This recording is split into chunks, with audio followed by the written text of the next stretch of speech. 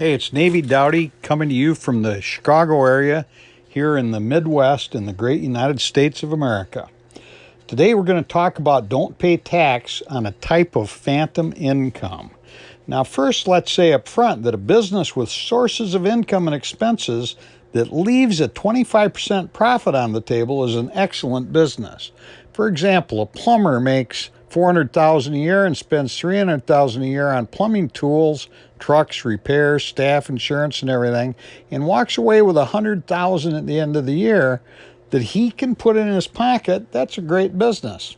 It would be rare if it's that easy. More likely, he puts $60,000 in his pocket, takes a few personal expenses into his plumbing books, and in a very rare case in the other direction, 50% expenses and 50% profit, but he probably wouldn't do that every year.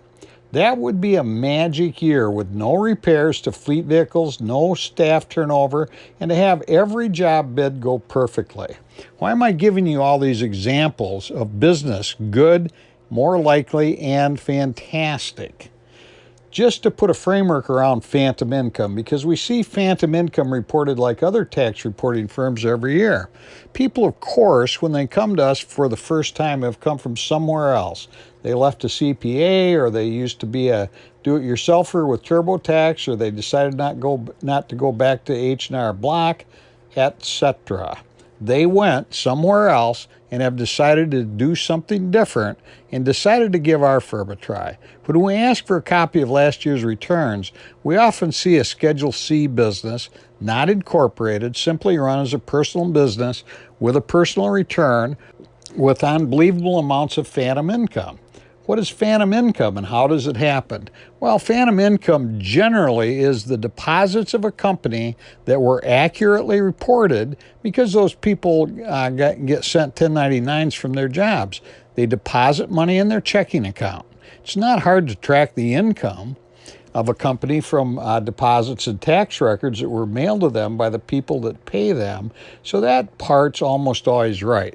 The problem is people don't know how to properly categorize and document, nor do they even think about expenses being a business expense rather than a personal expense when they are sole proprietors.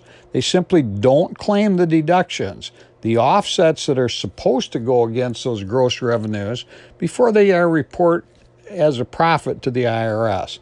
A business consultant, say a retired teacher from a school district helping a struggling school district to set up new management and workflow as an independent contractor, gets his 1099 from the two schools that he worked for, totaling $58,000. He did most of the work from his home computer and his cell phone. He drove to each one of the schools a couple times a week. He claimed a few dollars in mileage, but reports $45,000 in profit after expenses against the $58,000 on Schedule C on his tax return. That escalates the teacher's pension and other incomes up to the 22% tax bracket. That's phantom income that we at our tax planning firm see over and over again because nobody on earth has a business that returns a 500% profit. They simply don't know how to deduct or properly categorize and document the things that they considered personal expenses, but by the IRS guidelines could have easily been actual expenses against that income. They said yes and did the consulting, but then they didn't take a course in properly documenting the use of vehicles, travel, personal education, legal fees, office expenses, and all the other things that they took for granted and did not deduct.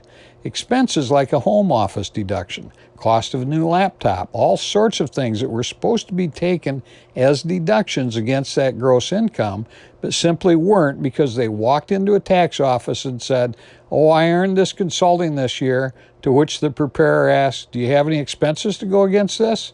And they said, not really. Some mileage, I guess, not realizing how detrimental the lack of caring about the deductions would be on their personal tax return until it was too late.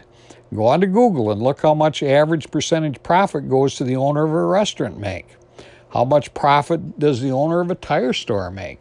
You won't see 100% profit, 50% profit. As with industry averages of Fortune 500 companies, the margins are much smaller. When you see it happen on a personal tax return, out of the lack of taking deductions, make them think in these same terms. Most of the time, it's deductions that make phantom income go away. They're legal, they're applicable, and they're so often completely missed. Unfortunately, reported to the IRS by preparers that didn't want to force the conversation and say no to filing an incomplete tax return. With the new Trump tax code, businesses have a lot of new learning to do as well. Things like entertainment and certain types of meals are no longer deductible, but 20% of both real and phantom income are. In any case, paying an 80% of income that isn't really profit isn't a good idea. I'm Navy Dowdy, and remember, financial fitness can be beneficial to your wealth.